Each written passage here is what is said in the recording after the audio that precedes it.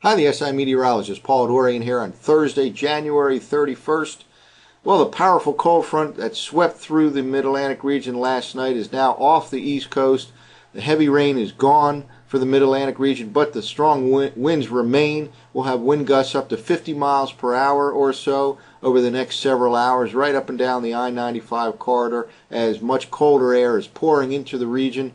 Temperatures probably peaked already over the last few hours, as they will hold steady or drop slowly over the next several hours, probably into the 30s in many parts of the Mid-Atlantic region. Let's take a look at the latest surface map. Here's that strong cold front now off the East Coast, affecting much of New England with lots of rain and strong winds. Last couple hours, the strongest wind gusts I saw was 81 miles per hour in Milton, Massachusetts. We're still up near 40 to 50 miles per hour here in southeastern PA and the rest of the I-95 corridor. Heavy rain fell last night, more than 2 inches in a good part of the Mid-Atlantic region with strong wind gusts. And colder air has moved in over the last few hours. Temperatures plunged in southeastern Pennsylvania over a few hour period from 10 to 15 degrees into the low to mid 40s. And again, they'll hold steady or even drop into the 30s as the day progresses, with the winds staying quite strong right through the day and right through the night tonight. Well, here's a 24-hour temperature change chart from the Penn State eWall site, and really just some unbelievably dramatic changes from yesterday morning to this morning in terms of temperatures. Some of these are as much as 35 to 40 degrees colder this morning at this time compared to yesterday at this morning. Here's a minus 42 showing up right here, and this is commonplace all the way from the upper Midwest to the East Coast. Now up in New England, especially Maine and New Hampshire and Vermont, they're actually warmer this morning than yesterday morning. They're ahead of the cold front. The warm air is still moving in from the south and east into this region. The cold air is pouring into the rest of the northeastern quadrant, and New England will get its fair share of cold air moving in tonight following the passage of that same strong cold front. But a dramatic temperature drop this morning compared to yesterday morning, some 24 hours ago. Well, here's the latest infrared satellite loop from the Wisconsin website. Again, very healthy looking system here. A strong cold front, heavy rains now up over northern part of New England, but on the backside, a lot of cold air pouring in, and snow squalls are developing across western and northern Pennsylvania, western New York. That pattern will continue over the next several hours as we have very strong west to northwest winds crossing the Great Lakes. It's turning on the Great Lakes snow machine for the next several hours. Some clearing skies across the southern half of the nation, and milder conditions headed out west as the northeast cools off dramatically. Well, here's the latest radar loop.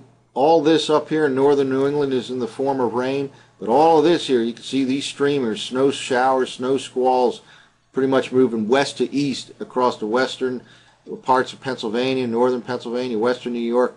Some of these are heavy snow squalls too. They'll experience perhaps several inches of snow in just a few hours with these snow squalls later on today. A perfect setup here with very strong west to northwest winds crossing the Great Lakes, and a Great Lakes snow machine has been turned on.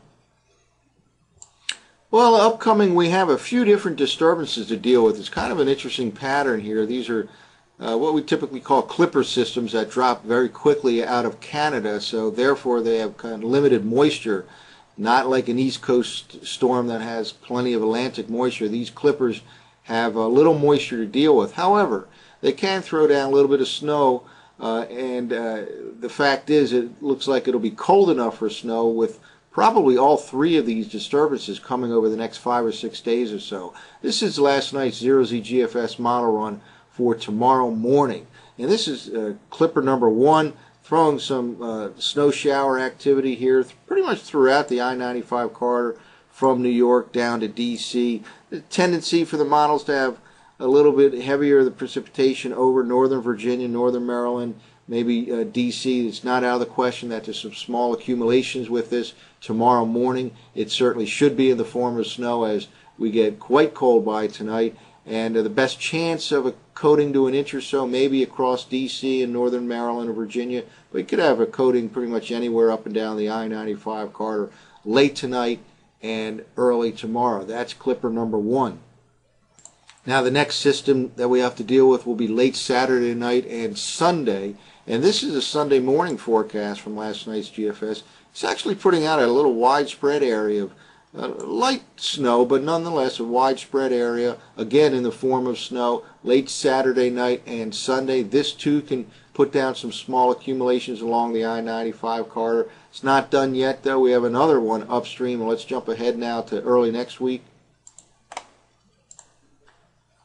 And here's the forecast map for next Monday night. This is again from last night's Zero Z GFS model run. Another Clippers spreading some light snow showers in the Mid-Atlantic region sometime Monday night into early Tuesday, and yet another one is upstream of that. So we have some fast-moving disturbances to deal with over the next several days, the first of which could spread some snow shower activity throughout the Mid-Atlantic region late tonight and especially tomorrow morning, Friday morning, and even produce some small accumulations. And we'll monitor all of this at the SIweather.com. That's it for now. I'm the SI meteorologist, Paul Dorian.